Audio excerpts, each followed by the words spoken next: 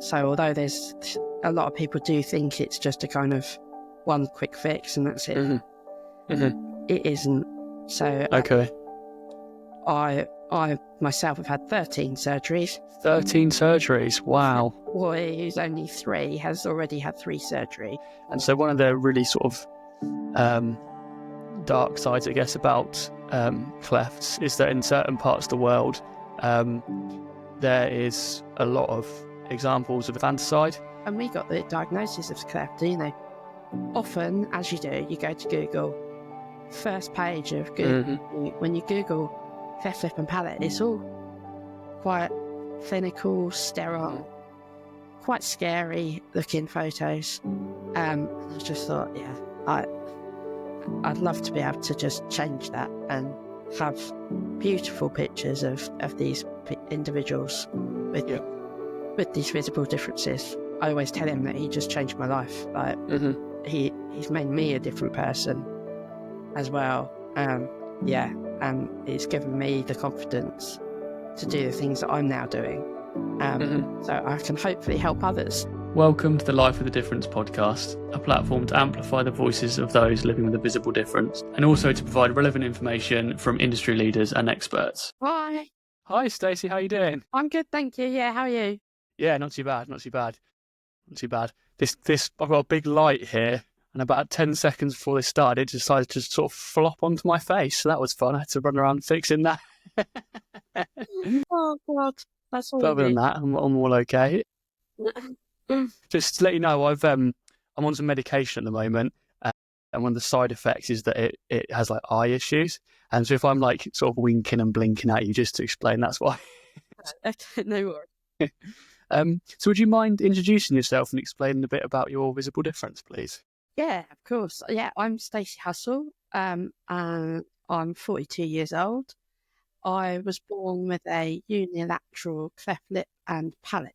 And so I always try and, as part of being a bit of an anxious person, I guess I over prepare, but I don't want to just kind of research everything beforehand. I like to be able to learn from people as well. Yeah. So this is my version of me winging it a little bit. So I've just got the questions, but I try not to over prepare for this. So for someone who doesn't know, like me, what is the difference between a cleft lip and a cleft palate, please? So a cleft lip is a gap in the lip. I've written some little notes as well, just so I can in a bit of a better way. So that in the lip, it can range from just a little gum notch, like a lip notch, or it can be a complete separation of the upper lip. And it can be one side, which I've got, or it can be both sides, which my little boy was born with. Okay. And it can also extend up into the nose as well. And it can also be complete or incomplete. I think if it's complete, it's when it goes up into the nose as well. Whereas a palate is to do with a gap in the top of the mouth. You've got 2 bits of palate, a soft palate and a hard palate. And basically, again, it can affect the soft palate or the hard palate or both, which goes sort of right to the back of the mouth. Is there one that has more physical challenges than the other? Is there one that's sort of worse than the other, I guess? They've all got their own issues. I mean, I think palate does affect feeding and breathing more. So can obviously from when you're a baby can be an issue. With sort of getting enough food into the baby with the palate. The lip, it is, I suppose to start with, is more like a visible thing. Sure, yeah. But obviously it is also then going to affect things like feeding as well, and speech as you grow up, all those sorts of things. Okay, yeah. I think it's quite interesting because I think a lot of people can understand and maybe empathise with the challenges that come from the aesthetic difference, the visible difference essentially.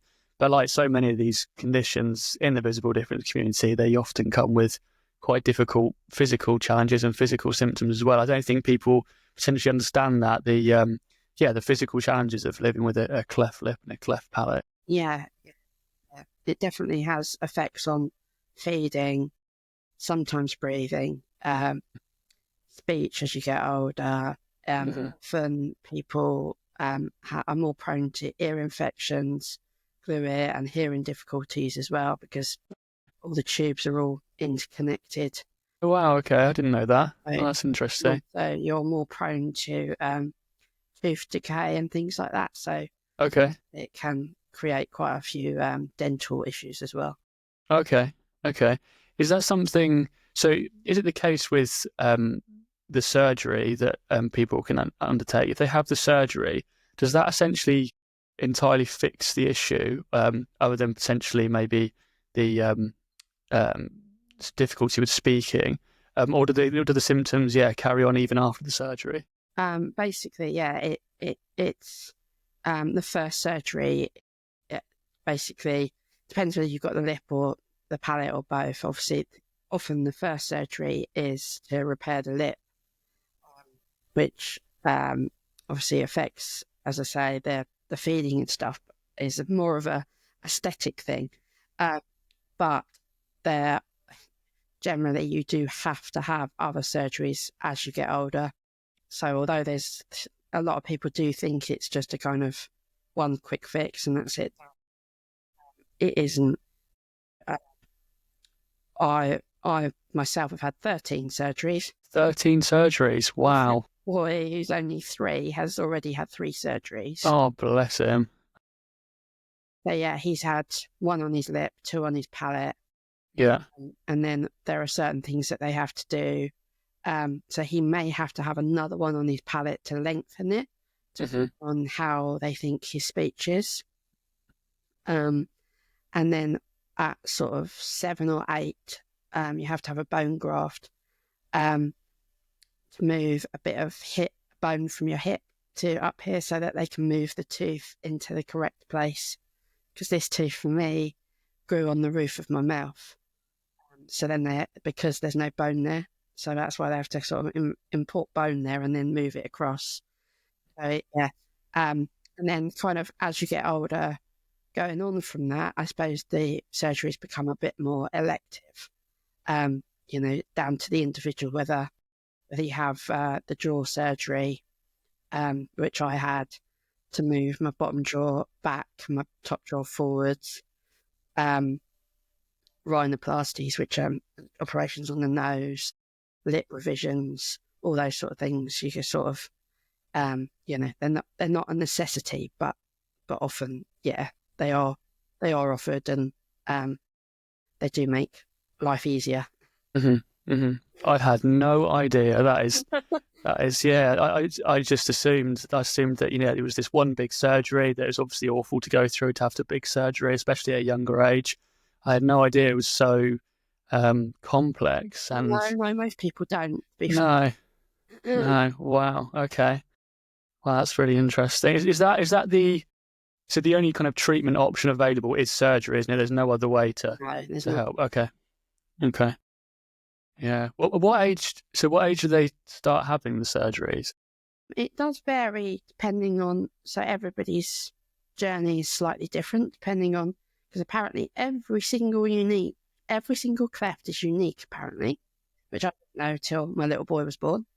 And I've made so often the sort of care plan is a bit like 3 to 6 months surgery for cleft lip, 6 to 12 months surgery to repair the cleft palate, and then at 18 months, 3 years, and 5 years, you often have a speech assessment. And then the bone graft is at 8 to 12 years. And then orthodontic treatment is sort of 12 to 15 years old. Yeah, but they vary it a little bit depending on the individual. Okay. What's the kind of the success rate? Is it usually, if you go down this path, you're gonna get fixed, or does it sometimes have complications and stuff like that? Yeah, I'm not really sure exactly of the success rate, but yeah, generally, it's kind of fixed, if you like. yeah, there can be many complications and things not, needing a little bit of a tweak later on, not quite gone according to plan. As I say, I've had revisions done on my lip because it's sort of gone flatter one side than the other. I had to have my bone graft done twice because it didn't take the first time. So yeah, there are generally, that it's getting better and better, the surgery do.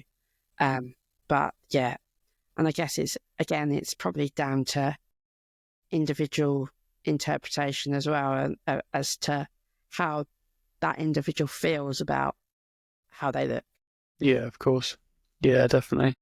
Yeah, something I'm going through at the moment is the pulse dye laser. And so they kind of zap you. They kind of like try and get rid of the blood vessels in your face, essentially. Wow. And that's, yeah, again, it's kind of voluntary. And it flipping hurts. I'll say that. And so sometimes you question whether to do it or not. For sure, it's quite a hard thing to, sort of get your head around, I guess. Yeah, it's almost simpler, isn't it, when it's more of a necessity? Yes. It's like, okay, this is rubbish, but it's got to be done. So when the decision making starts to come in, it's a bit more complicated. How's Dylan handling it so far? Is he okay? Yeah, he's a little guy. He's just a little sunshine, really. He just lights up everybody's lives. He's such a cheeky little chappy. Everyone loves him. He's going to grow up with some resilience, I tell you. Flipping heck to go through that. Talking about you a bit more sort of personally, and sort of going back to your earlier life, could you talk about some ways that it created challenges in your earlier life? Because speaking from my experience, I found early life pretty difficult. It was I feel like in my earliest years, I didn't think I was different to anyone else, and it was quite simple. And then as you start to get a little bit older, the kids start to get a little bit crueler, and it kind of starts to wear you down a little bit, and you start to wake up to the fact that you are different. So yeah, what was your experience? Totally, yeah, very much similar. As a young child, I didn't know I was any different. I was very confident. And it was kind of towards the end of primary school. And then definitely in secondary school, I just hated secondary school. It was so hard, just got bullied all the time. So I used to have quite an underbite. So I'd get bullied for looking like a bulldog or Bubba from Forrest Gump. So yeah, life was very hard at secondary school. Yeah, people were like, "Oh, I'd love to go back to school." I'm like, "No." I'm exactly the same. Yeah, absolutely no way. I think so many of us benefit from a really, a good support network when we're younger, and that gives us a kind of a decent start, which is helpful. But yeah, then when you get thrown into the big secondary school, it just seems to only go one way, and everyone I talk to, it goes exactly the same way. Did you feel like you got kind of the concessions you needed from school? Did you get help? Did you get assistance? Did you get anything? Didn't. I think I grew up in an age where you didn't talk about it. You didn't complain to the teachers about it, because otherwise you were just going to get it worse. But, it was that sort of mentality at the time. Didn't really even talk to my parents about it. Just kind of head down, sort of a close little group of friends, and tried to concentrate on the studies. Really, these days there is definitely more of an open culture when it comes to bullying. I think things do happen. It doesn't just get brushed under the carpet, or you don't, you feel like you can talk to the teachers about it. I think more these days. Yeah, I'd like to think it's heading more that way for sure, and bullying is seen as just more totally unacceptable, as it should be. I'd like to get someone on the podcast that is a bit younger, just to kind of ask to get their take, and I hope ideally someone who's still in school, and say, what's the environment like for you guys now? Is it do you think it's okay, and are you getting the help you need? That'd be quite interesting. I think it's really important to. I think that the things we have to fight with and contend with as people with visible differences is often a bit dismissed, and there's kind of sometimes a bit of a lack of empathy, and people don't realise just how deep the stigmatisation can be, and how badly we can be discriminated against, and some of the I'll kind of throw out like a story of something that happened in my childhood, and people will kind of be quite shocked that, that those things were going on. Would you be comfortable sharing an example of a time that you feel that you were treated poorly? Just really at school, really. Just, felt like I was constantly, it was just an onslaught every day. Yeah. Which is just so mentally exhausting. Yeah. It is. And I do wish people just realised that, none of these things are a quick fix. It's the mental side of things, the mental health side of things, that is the hardest, I think, for any of us to try and work through. And it's only really been in my 40s that I've finally worked through them, I think. I think it was... I was going to ask you that, yeah, because for me, I remember in school, or due to school, I spent my life with my shoulders around my ears, just anticipating the next comment, on edge, my body probably full of cortisol, just, waiting for that next thing to happen. And I think that has come with me into adulthood, and I still think I have that. Hopefully, I think not to the same extent, but I am still kind of always anticipating that next sort of humiliating comment. Is that something you have, or have you been able to work through that, would you say? I think I've worked through it now. I think, so growing up, I didn't know anybody else with a cleft. It was when we got the news about Dylan, and he was going to be born with a cleft. It kind of totally changed everything. I think I found myself getting a bit upset because I thought, right, well, what we need to do is fill him with confidence. Hopefully he can shrug it all off and he doesn't have to go through everything that I went through. But then I was like, well, how do I fill him with confidence when I'm not confident myself? So that felt a bit kind of like hypocritical in a way. And I think also, so being pregnant with him made me reach out to all these different cleft communities, joined all these different communities. I've met some amazing, amazing people. And one of which is, so she calls herself the Cleft Warrior Woman. And you might have come across her. It rings a bell, that handle. I did a Cleft confidence course with her, and it's just, it made me, so it's about like trauma informed stuff, and it's just totally changed my life. It's just made me really it's kind of validated all the things that I felt growing up, and all the, why I've struggled with the things that I've struggled with, and kind of just be seen and to be heard, like, wow, actually, yes, this all makes sense now. And that kind of was a massive turning point for me in terms of, and then since then, just all the different things that I've been doing, because it made, like, being pregnant with Dylan made me think, right, I've got to do something. I need to raise awareness of cleft. I need to do anything that I can to advocate for him and make his life easier when he gets to sort of the teenage years.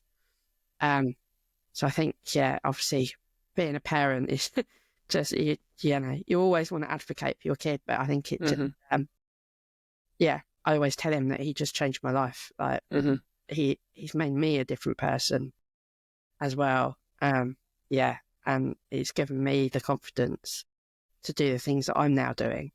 So I can hopefully help others. That's so lovely to hear. That's so inspiring to hear. Because I think there's people that are kind of in the trenches with it. So to hear from someone like you that's been all the way through it, and you're to a sense out the other side, and you have this quite deep confidence, and you feel more calm in yourself. I think people will look at that and be quite inspired by that. That's brilliant. You mentioned before that one of your you really love, you're quite passionate about educating children from a younger age. Yes. Would you be happy to talk about that at all?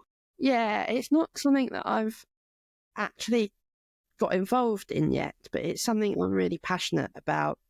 I think there is a definite need for to educate children from a young age about about differences, about visible differences, about invisible differences, any of it.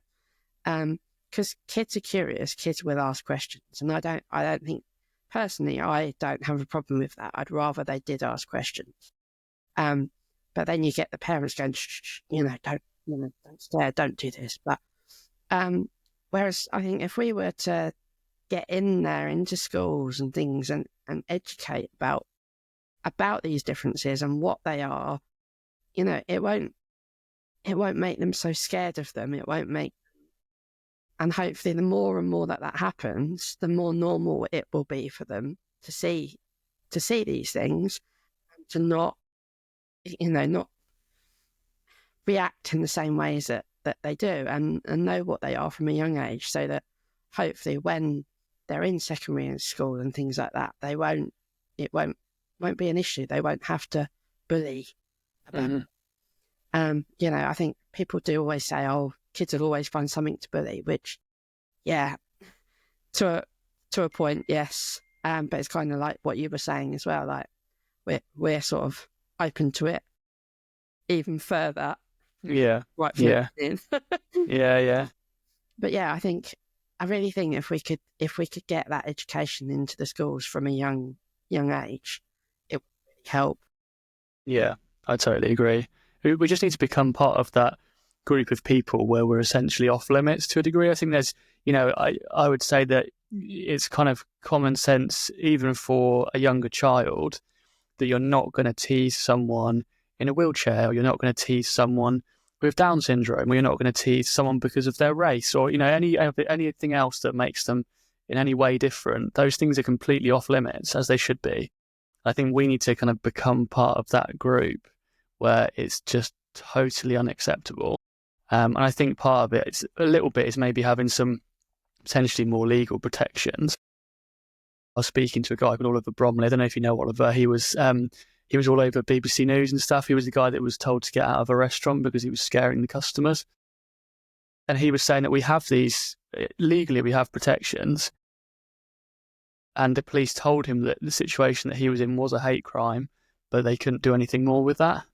And so, in that really extreme sense where he's just so clearly discriminated against, even in that sense, there's absolutely no legal recourse. Yeah. Is just kind of unacceptable, really. Yeah, that is the frustrating thing, isn't it? We are a forgotten group with so many things. When I do that, the equality and diversity training and all of those sort of things, we're just not there. Yeah, because they cover disability, but a lot of people with visible differences don't have a disability. No. So as you say, we just kind of get left aside. I think we're kind of almost a bit dismissed because it's seen as just this aesthetic thing. Yeah. So it's not that hard to deal with. When I'd say almost everyone with a visible difference suffers from quite extreme physical symptoms as well, and also just to ignore the mental health aspects of having to go through life being different to everyone, I just think is crazy, and I think it's just really short-sighted, I guess. Yeah, definitely. Yeah, and I believe that there's more and more, like you're saying as well, more acceptance of so many things these days, like sexualities, like you say, Down syndrome, different races, everything that we need to be up there with the same acceptance of. For sure. I think part of it, if we're talking like really honestly, is that for some reason visible difference is just not trendy. And it's like sad to say that it's like that, but it just is. A lot of these corporations, they, will put these things in place out of sort of public pressure. And for whatever reason, somebody who's been, mercilessly bullied their whole life, been through 13 surgeries, etc., it's just, you say, it's kind of swept to the side for some reason. And hopefully that'll continue to change, because we're both part of Changing Faces, and they're doing fantastic things. They're doing amazing campaigns, and same as, a lot of the other organisations, Face Equality International, etc. And so I don't know about you, but I've been really enjoying kind of being part of the wave a little bit and seeing the changes. It's all really exciting.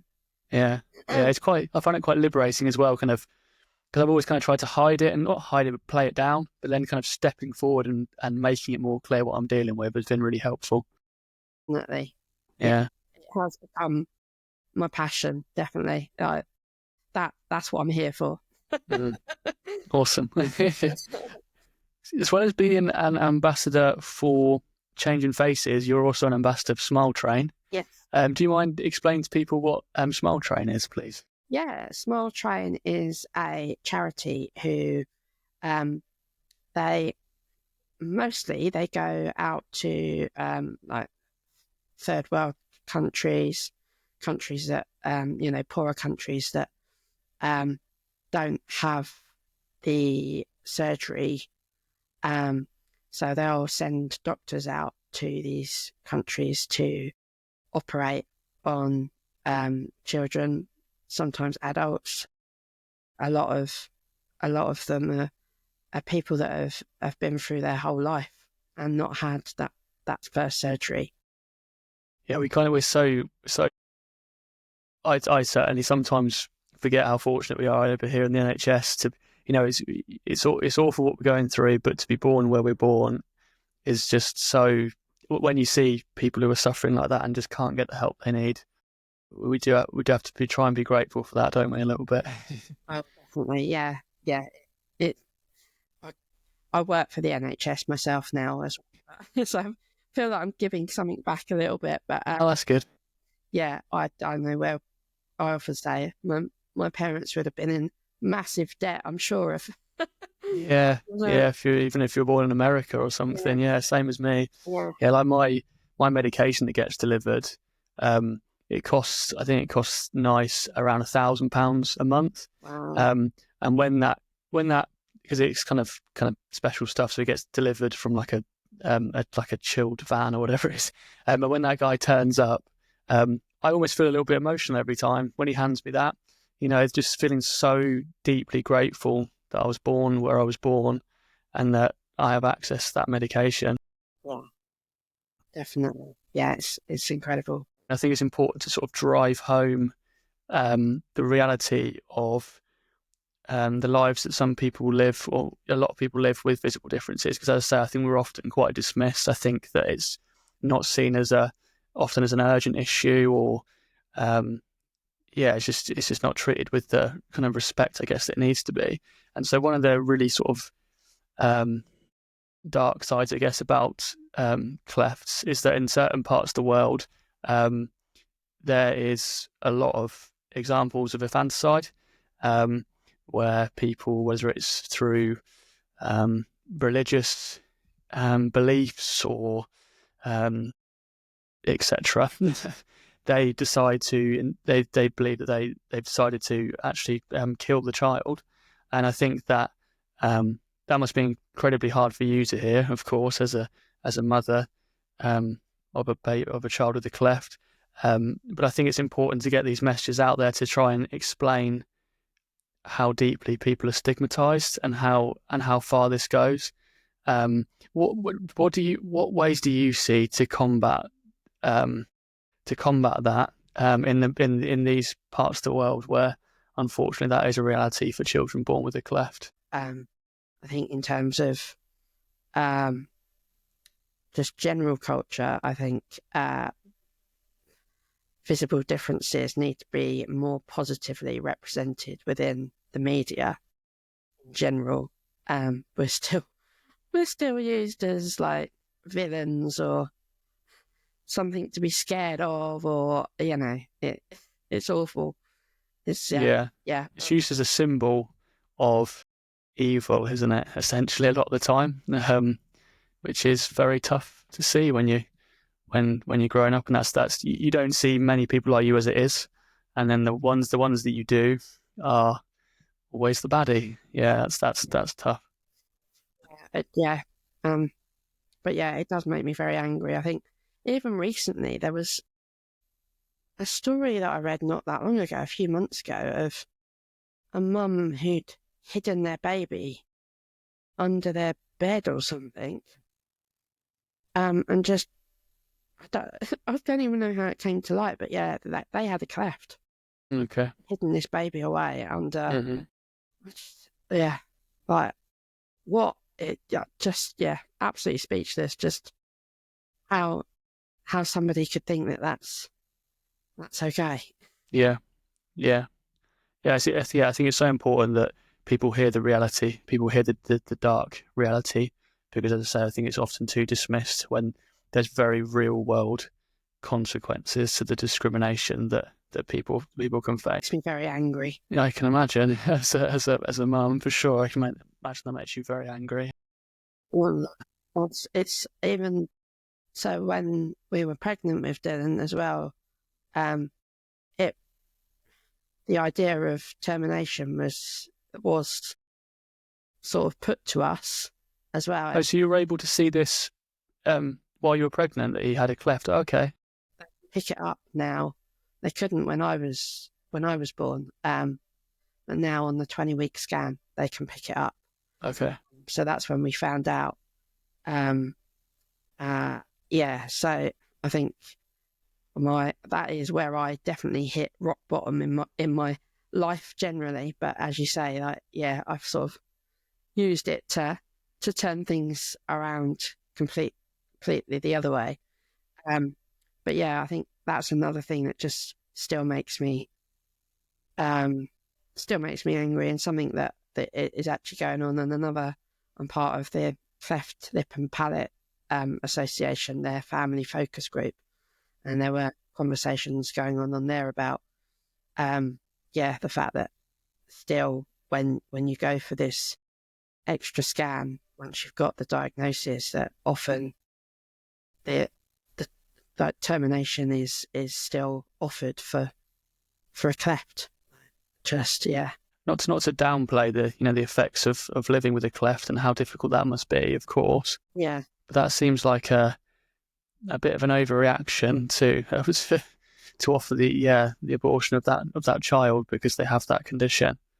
Totally. You're an example that you can live a wonderful life, and you're a mother, and you're doing great things, and it's very sad to think that if you couldn't be here if your parents had maybe been given that advice and decided to go down that path. Yeah, that's very sad. Going back to children having to live with a cleft around the world, and obviously not being able to get access to the medical care. One of my questions was going to be what the cost of cleft surgery is, but that was from an ignorant perspective when I believed it was just the one surgery. So now you're talking about all these, having to go through, over 10 surgeries and the complexities of that. That is a very difficult thing, isn't it? Because, in these parts of the world, the chance of people being able to afford that is probably next to zero. And so if it's not for the charities offering that assistance, there's just no hope for them, is there, really? No. Generally, it said the cost varies by country. Generally, I think for that just initial surgery, it's round about between 250 and 400. I suppose you probably wouldn't know this, but so these charities that are going out into the world and trying to fund this, are they kind of scratching the surface? Are they able to help a good percentage of these kids, do you know, or is there still a lot that are suffering? I don't know, to be honest. I think they are helping quite a lot. I can't remember so last year, Smile Train hit their, it was like I can't even remember what figure it was. Maybe 1 millionth, or it was like a big number that they hit of their amount of surgeries that they'd done, which was just incredible. That is incredible. Yeah, that is incredible. Think how many kids that is that have got their lives back. One of the projects you've been working on is Changing Smiles. Yes. So you're a photographer, and you've been working on Changing Smiles, which is for children with clefts. Would you mind talking a bit about that project? Yeah, of course.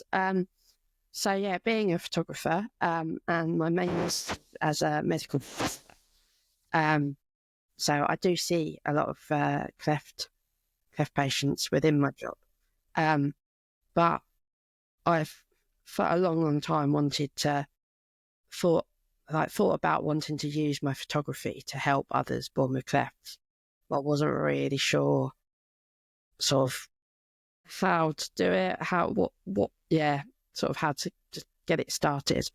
And again, it's another thing that when Dylan came along, it was like, I've got to make this happen somehow. So yeah, privately, I do other photography, so weddings, portraits, families, babies. So yeah, I've just decided to start up my own personal project, starting to photograph others with clefts. It started off sort of more concentrating on babies, but I've broadened it out to others, adults, anyone with a cleft, and now I'm hoping to then extend it to anyone with a visible difference. So yeah, perfect. Very personal project. It'll probably be going on for many years. But yeah, I'm really excited to actually. Dylan was looking very cute on your website. So if anyone is interested in working with Stacey, then yeah, she has a website online, and you can get in touch that way. And we got the diagnosis of cleft. Often, as you do, you go to Google. First page of Google, when you Google cleft lip and palate, it's all quite clinical, sterile, quite scary looking photos. I just thought, yeah, I'd love to be able to just change that and have beautiful pictures of these individuals with these visible differences. That's a brilliant project. Yeah, I think it comes back to the things we were saying earlier about everyone with a visible difference kind of being associated with villains. We just need to be seen in a more positive light. I think all the charities are doing a really good job at trying to highlight that and show people with visible difference in just normal life and in positive lights. And I think your project is perfect for that. And it's trying to help some parents, because it must be scary and it must be daunting if you go to that 20-week scan, you're told that your child's going to have to live with this challenge. Yes. But seeing that, they're still going to smile, they're still going to be a happy little thing, you're still going to get all the usual things, would really put them at ease. Just as a last question, what is something that you're hopeful for in the future in terms of maybe it's in terms of the healthcare industry in regards to clefts, or it's better knowledge in terms of being able to reduce surgeries, or what was something you're potentially hopeful for? I kind of hope that we can change perception, I guess. Just get a more positive representation out there, so that hopefully it will make people's lives easier that have a visible difference. I'd love to be able to make that happen, and so people don't have to get all this bullying, and just be kind. Yeah. Thank you for everything you're doing. It's absolutely brilliant. I think everyone should check out your website, because even if you just want to see some cute baby photos, then that's there for you. But yeah, it's brilliant what you're doing. I don't suppose you're going to the meetup on the 20th, are you? Oh yeah, perfect. I'll see you there. Yeah. Forward to it. Yeah, me too. I need to book my train tickets. Yeah, that'll be good. Perfect. No, thank you so much for your time today, and thank you for all the work you're doing. That was really eye-opening for me. I learned a lot in that, and I hope that other people will too. And best of luck to little Dylan. And I know that he'll be okay because he's got you as a mum, so I'm sure he'll be all right.